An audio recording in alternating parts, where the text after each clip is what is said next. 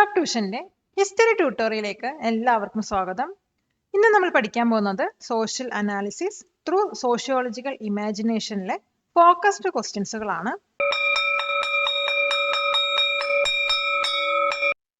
Question: why can we always rely on common sense knowledge for solving our problems?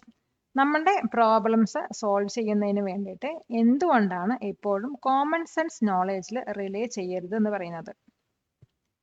Common sense knowledge എന്ന് പറയുന്നത് പാർഷ്യലും അതുപോലെ തന്നെ അസംഷൻസിന്റെ ബേസിസിലും ആയിരിക്കും ഉണ്ടാകുന്നത്. അതുകൊണ്ട് തന്നെയാണ് കോമൺ സെൻസിൽ നോളേജിൽ നമ്മൾ കൂടുതൽ റിലേ ചെയ്യരുത് എന്ന് പറയുന്നത്.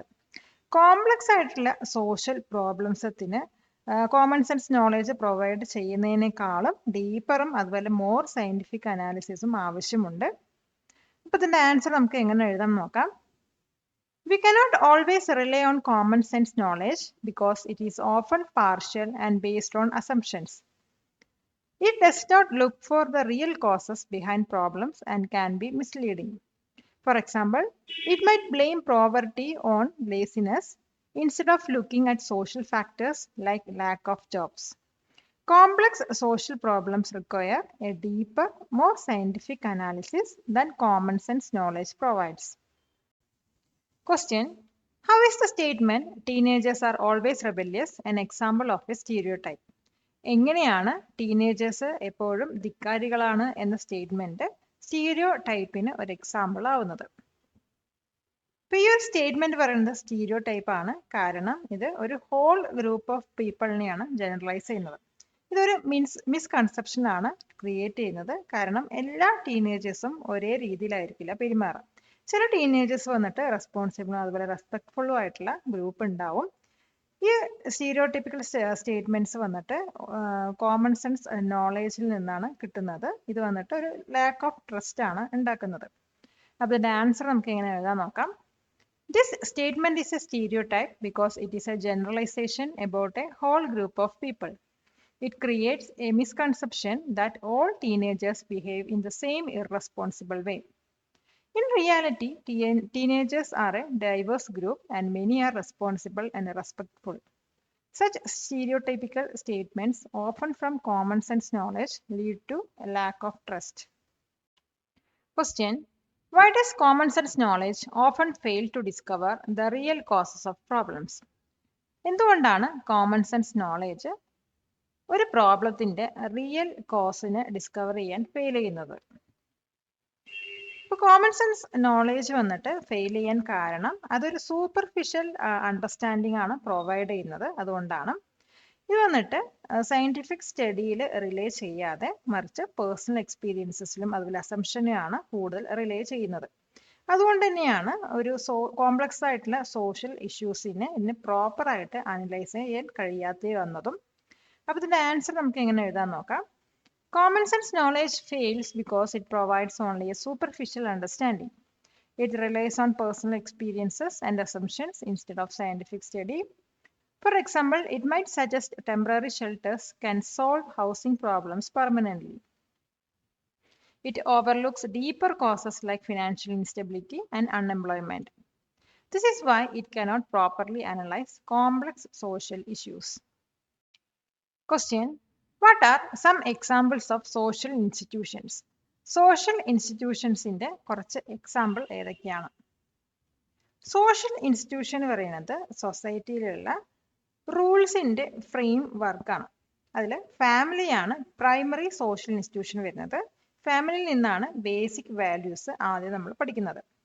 പിന്നെ വരുന്നത് മാരേജ് ആണ്. മാരേജ് പറയുന്നത് റിലേഷൻഷിപ്സിന്റെയും അതുപോലെ റെസ്പോൺസിബിലിറ്റിയെയും ഡിഫൈൻ ചെയ്യുന്ന മറ്റൊരു ഇൻസ്റ്റിറ്റ്യൂഷൻ ആണ്. പിന്നെ വരുന്ന വേറെ എക്സാമ്പിൾസ് പറയുന്നത് പൊളിറ്റിക്കൽ ഇൻസ്റ്റിറ്റ്യൂഷൻ അതുപോലെ എഡ്യൂക്കേഷണൽ ഇൻസ്റ്റിറ്റ്യൂഷൻസ് എക്കണോമിക് ഇൻസ്റ്റിറ്റ്യൂഷൻസ് എന്നിവയ്ക്കാണ്. അപ്പോൾ ഇതിന്റെ ആൻസർ ഒന്നും കൂടി വിശദീകരിച്ച് എഴുതാൻ നോക്കാം. Social institutions R established frameworks of rules in society. The family is a primary social institution that teaches basic values. Marriage is another institution that defines relationships and responsibilities. Religion, political institutions, economic institutions, and educational institutions are other important examples. Question: Explain the difference between an individual problem and a social problem using an example. ഒരു example use ചെയ്തിട്ട് individual problem അതുപോലെ തന്നെ social പ്രോബ്ലത്തിന്റെയും ഡിഫറൻസിനെ കുറിച്ചിട്ട് explain ചെയ്യുക. ഒരു individual problem എന്ന് പറയുന്നത് ഒരു വ്യക്തിയോ അല്ലെങ്കിൽ ഒന്നിൽ കൂടുതൽ വ്യക്തിയോ എഫക്ട് ചെയ്യുന്ന പ്രോബ്ലം ആണ്. പക്ഷേ ഒരു സോഷ്യൽ പ്രോബ്ലം പറയുന്നത് കുറേ ആളുകളെ എഫക്ട് ചെയ്യുന്ന ഒരു പ്രോബ്ലം ആണ്. ഒരു എക്സാമ്പിൾ പറയണമെങ്കിൽ ഇപ്പോൾ ജോബ് ഇല്ലാത്തത് ഒരു വ്യക്തിയുടെ പ്രോബ്ലം മാത്രമായിട്ടായിരിക്കും ആദ്യം കണക്കാക്കുക. പിന്നീട് ചിലപ്പോൾ ലേബർ ഓഫീസിലൊക്കെ പോയി കഴിഞ്ഞാൽ നമുക്ക് കാണാൻ കഴിയും ഒത്തിരി ആൾക്കാർക്ക് ജോലി ഇല്ലാണ്ട് അവർ വിഷമിക്കുന്നത്. അപ്പോൾ അതൊരു പേഴ്സണൽ പ്രോബ്ലം മാറിയിട്ട് അവിടെ എന്ത് സംഭവിക്കുകയാണ്, അതൊരു സോഷ്യൽ പ്രോബ്ലം ആയിട്ട് മാറുകയാണ്. അതായത് അൺഎംപ്ലോയ്മെന്റ് പറയുന്ന ഒരു സോഷ്യൽ പ്രോബ്ലം ആയിട്ടാണ് അവിടെ കൺവേർട്ട് ചെയ്യുന്നത്. അപ്പോൾ ഇതിന്റെ ആൻസർ നമുക്ക് ഇങ്ങനെ എഴുതാൻ നോക്കാം. An individual problem affects only one or few people, while a social problem affects many. In the textbook, Priya losing her job was her personal problem at first, but at the labor office, she found that many migrants faced the same issue. This turned her individual problem into a wider social problem of unemployment among migrants. ഈ video ഉപകാരപ്പെട്ടുവെങ്കിൽ like ചെയ്യൂ, share ചെയ്യൂ. Question: What is the role of early thinkers like Karl Marx, Emile Durkheim, and Max Weber in sociology?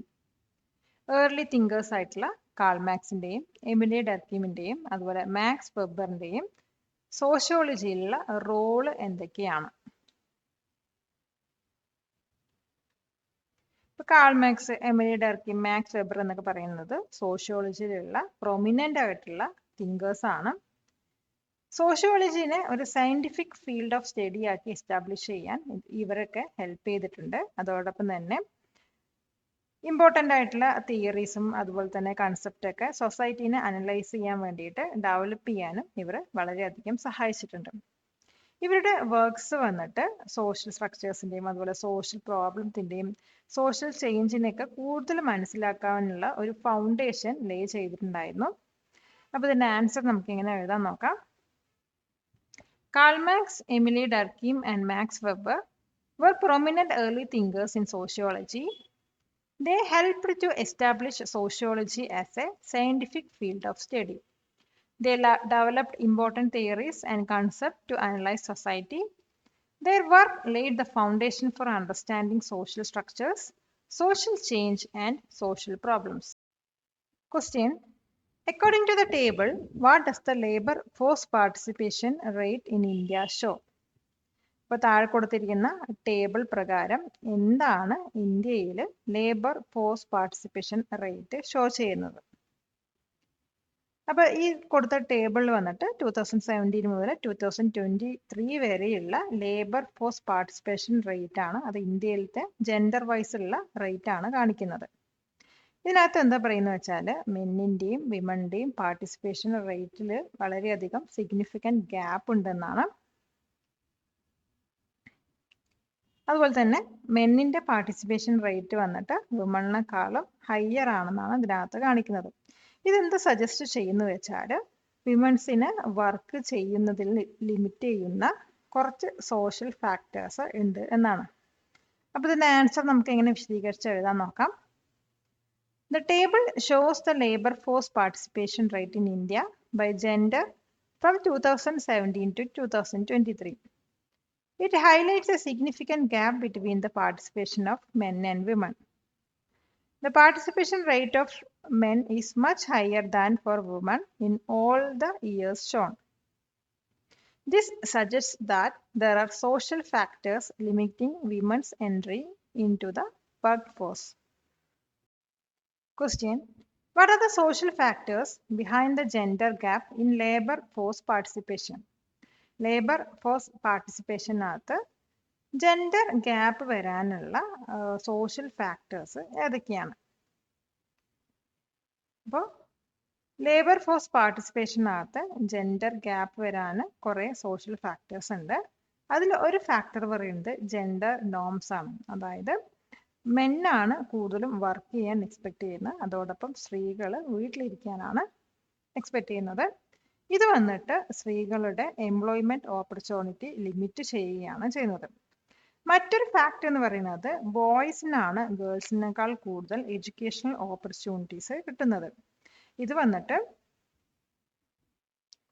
Lower labour force participation ആണ് വിമൻസിനെ കാണിക്കുന്നത്. അപ്പൊ ഈ കൾച്ചറലും അതുപോലെ educational factors ഒക്കെയാണ് വിമൻസിന്റെ lower labour force പാർട്ടിസിപ്പേഷന് കാരണങ്ങൾ. അപ്പൊ ഇതിന്റെ ആൻസർ നമുക്ക് എങ്ങനെ എഴുതാൻ നോക്കാം. Several social factors contribute to the gender gap in the workforce. One factor is gender norms, where society expects men to work and women to stay home. This limits employment opportunities for women.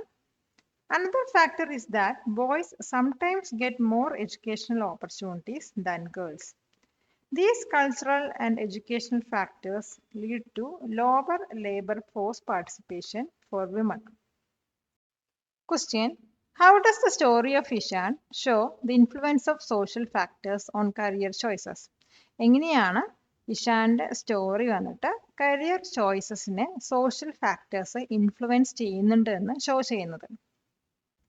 ഇപ്പൊ ഇഷാന്റെ സ്റ്റോറിയിൽ വന്നിട്ട് career ചോയ്സസിലൊക്കെ social factors വളരെയധികം influence ചെയ്യുന്നുണ്ടെന്ന് show ചെയ്യുന്നുണ്ട്. കാരണം ഇഷാന് വന്നിട്ട് ഒരു painter ആവാനായിരുന്നു ആഗ്രഹം. പക്ഷെ അവന്റെ പാരൻസിനും അതുപോലെ ടീച്ചേഴ്സിനൊക്കെ അവനൊരു എഞ്ചിനീയർ ആവണമെന്നായിരുന്നു ആഗ്രഹം. അപ്പൊ അവരുടെ ഇഷ്ടപ്രകാരമാണ് അവനൊരു എഞ്ചിനീയർ ആയെന്ന് അവന് പിന്നീടാണ് മനസ്സിലായത്. അപ്പൊ ഇതെന്താണ് ഡെമോൺസ്ട്രേറ്റ് ചെയ്യുന്നത് വെച്ചാൽ ഫാമിലി, എഡ്യൂക്കേഷൻ പോലെയുള്ള സോഷ്യൽ ഇൻസ്റ്റിറ്റ്യൂഷൻസ് നമ്മുടെ ലൈഫ് ഡിസിഷനിൽ വളരെയധികം ഇൻഫ്ലുവൻസ് ചെയ്യുന്നുണ്ടെന്നാണ്. അപ്പൊ ഇതിന്റെ ആൻസർ നമുക്ക് എങ്ങനെ എഴുതാൻ നോക്കാം. Ishan's story shows that personal career choices can be heavily influenced by social factors. He wanted to be a painter, but his parents and teachers wanted him to be an engineer. He realized later that he became an engineer because of their opinions, not his own free choice. This demonstrates how family and education as social institutions shape our life decisions. Question: how does critical thinking help individuals improve their circumstances?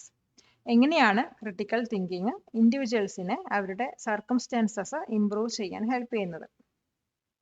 ഇപ്പൊ critical thinking വന്നിട്ട് ഇൻഡിവിജ്വൽസിനെ അവരുടെ problems understand ചെയ്യാൻ വളരെയധികം help ചെയ്യുന്നു. ഇത് വന്നിട്ട് അവരുടെ ലൈഫിനെ ഇൻഫ്ലുവൻസ് ചെയ്യുന്ന സോഷ്യൽ ഫാക്ടേഴ്സിനെ കുറിച്ചിട്ട് കൂടുതൽ മനസ്സിലാക്കാൻ അവരെ ഹെൽപ്പ് ചെയ്യുന്നു. അതോടൊപ്പം തന്നെ അവരുടെ ഇഷ്യൂസ് പോലെ മറ്റുള്ളവരും ആ സെയിം ഇഷ്യൂസ് ഫേസ് ചെയ്യുന്നുണ്ടെങ്കിൽ അവരെ സപ്പോർട്ട് ചെയ്യാനും അവരുടെ സിറ്റുവേഷൻ ഇംപ്രൂവ് ചെയ്യാനും ക്രിട്ടിക്കൽ തിങ്കിങ് വളരെയധികം ഹെൽപ്പ് ചെയ്യുന്നുണ്ട്. ഇതിന് ആൻസർ നമുക്ക് എങ്ങനെ എഴുതാൻ നോക്കാം. Critical thinking helps individuals understand their problems may be shared by others. It allows them to see how social factors influence their lives. This understanding can lead to active engagement to solve the problems. By thinking critically, we are able to improve our situation and support others facing similar issues. ഇതുപോലുള്ള വീഡിയോകൾക്കായി top ട്യൂഷന്റെ ഈ channel subscribe ചെയ്യൂ. Question: why is mental health as important as physical health? എന്തുകൊണ്ടാണ് mental health physical health പോലെ തന്നെ important ആണെന്ന് പറയുന്നത്? ഇപ്പൊ മെന്റൽ ഹെൽത്ത് ഫിസിക്കൽ ഹെൽത്ത് പോലെ തന്നെ വളരെ ഇമ്പോർട്ടൻ്റ് ആണ് ഒരു പേഴ്സണിന്റെ ഓവറോൾ വെൽബീയിങ്ങിന് വേണ്ടിയിട്ട്. ഇപ്പൊ ഈ ഒരു ചാപ്റ്ററിനകത്ത് നമുക്ക് റിനുവിന്റെ സ്റ്റോറി എടുത്തു കഴിഞ്ഞാൽ ആ റിനുവിന് ഗുഡ് ജോബും ഫാമിലിയും ഉണ്ടെങ്കിലും ആങ്സൈറ്റിയും ഡിപ്രഷനൊക്കെ അവരുടെ ലൈഫിനെ എഫക്റ്റ് ചെയ്തു. ഈ നെഗറ്റിവിറ്റി വന്നിട്ട് നമ്മുടെ മെന്റൽ ഹെൽത്ത് ഇഷ്യൂസിനെ മറ്റൊരിൽ നിന്നും ഹെൽപ്പ് സീക്ക് ചെയ്യാൻ ജനങ്ങളെ പ്രിവെന്റ് ചെയ്യുന്നു. അപ്പൊ നമ്മുടെ മെന്റൽ ഹെൽത്തിന്റെ ഇമ്പോർട്ടൻസ് റെക്കഗ്നൈസ് ചെയ്ത് കഴിഞ്ഞാൽ ഈ നോംസിനെ നമുക്ക് ചാലഞ്ച് ചെയ്യാനും അതുപോലെ തന്നെ സപ്പോർട്ടീവ് ആയിട്ടുള്ള ഒരു സൊസൈറ്റീനെ ക്രിയേറ്റ് ചെയ്യാനും ഹെൽപ്പ് ചെയ്യും. അപ്പൊ ഇതിന്റെ ആൻസർ നമുക്ക് എങ്ങനെ എഴുതാൻ നോക്കാം. Mental health is just as important as physical health four a person's overall well-being. The story of Rinu shows that feeling anxiety and depression affects life even with a good job and family. Negative social norms can prevent people from seeking help for mental health issues. Recognizing the importance of mental health help us challenge these norms and create a supportive society. Question: how does sociological imagination help us differentiate between personal failure and social issues? എങ്ങനെയാണ് personal ഫെയിലിയറിനെയും social ഇഷ്യൂസിനെയും differentiate ചെയ്യാൻ sociological imagination നമ്മളെ help ചെയ്യുന്നത്. Sociological imagination എന്താ ചെയ്യുന്നത് വെച്ചാൽ ഒരു personal ഫെയിലിയറിനെ larger social issues ആയിട്ട് കാണാനാണ് ഹെൽപ്പ് ചെയ്യുന്നത്. എക്സാമ്പിളായി പറയുകയാണെങ്കിൽ ഒരു വ്യക്തിക്ക് ജോലി ഇല്ല എന്ന് പറയുന്നത് ആ ഒരു വ്യക്തിയുടെ ട്രബിളാണ്. പക്ഷെ ആ ഒരു സിറ്റിയിൽ തന്നെ കുറേ ആളുകൾക്ക് ജോലി ഇല്ലാത്തത് അതൊരു പബ്ലിക് അല്ലെങ്കിൽ സോഷ്യൽ ഇഷ്യൂ ആണ്. അപ്പോൾ സോഷ്യോളജിക്കൽ ഇമാജിനേഷൻ വന്നിട്ട് ഒരു വ്യക്തിയുടെ പ്രോബ്ലം ആ വ്യക്തിയുടെ പ്രോബ്ലമായി കണക്കാക്കാതെ ഒരു സോഷ്യൽ സ്ട്രക്ചറിന്റെ പ്രോബ്ലമായി കണക്കാക്കുകയും അതിന്റെ കാരണം കണ്ടുപിടിക്കുകയും ചെയ്യുന്നു. അപ്പോൾ ഇതിന്റെ ആൻസർ നമുക്ക് എങ്ങനെ വിശദീകരിച്ച് എഴുതാൻ നോക്കാം. Sociological imagination allows us to see what looks like a personal failure might be a larger social issue. For example, one person being unemployed is a personal trouble, but when many people in a city are unemployed, it becomes a public or social issue. This skill helps us look for causes in the social structure, not just in the individual. Question: how are the approaches of common sense knowledge and sociological imagination different when analyzing poverty? Poverty analyse ചെയ്യുന്ന സമയത്ത് sociological ഇമാജിനേഷനും അതുപോലെ തന്നെ common sense നോളേജിന്റെ അപ്രോച്ചും എങ്ങനെയാണ് different ആവുന്നത്? ഇപ്പൊ common sense നോളേജിന്റെ അപ്രോച്ചിൽ poverty പറയുന്നത് ഒരു വ്യക്തിയുടെ മടി കാരണം അല്ലെങ്കിൽ അയാൾക്ക് വർക്ക് ചെയ്യാനുള്ള ഇൻട്രസ്റ്റ് ഇല്ലായ്മ കാരണമാണ് എന്നാണ് പറയുന്നത്. ഇത് വന്നിട്ട് ഒരു വ്യക്തിനെ അത് ഇദ്ദേഹത്തിന്റെ സിറ്റുവേഷനെയാണ് ബ്ലെയിം ചെയ്യുന്നത്. അതേസമയം സോഷ്യോളജിക്കൽ ഇമാജിനേഷൻ അപ്രോച്ച് വന്നിട്ട് ഒരു ലാർജ് സോഷ്യൽ ഫാക്ടേഴ്സിനകത്താണ് നോക്കുന്നത്. അതിനകത്ത് അൺഈവൺ ഡിസ്ട്രിബ്യൂഷൻ ഓഫ് റിസോഴ്സസും അതുപോലെ ലാക്ക് ഓഫ് ജോബ്സും എഡ്യൂക്കേഷണൽ ഇൻഇക്വാളിറ്റി പോലത്തെ ഇഷ്യൂസ് ആണ് ഒരു വ്യക്തിയുടെ ഒരു ജോബില്ലായ്മയായിട്ട് അവിടെ കണക്കാക്കുന്നത്. അപ്പോൾ ഇതിന്റെ ആൻസർ നമുക്ക് എങ്ങനെ എഴുതാൻ നോക്കാം. A common sense knowledge approach might say poverty is due to person's laziness or lack of interest in work. It blames the individual for their situation. In contrast, a sociological imagination approach would look at larger social factors. It would consider issues like uneven distribution of resources, lack of jobs, or educational inequality. Question: how does sociological imagination equip us to engage in social activities?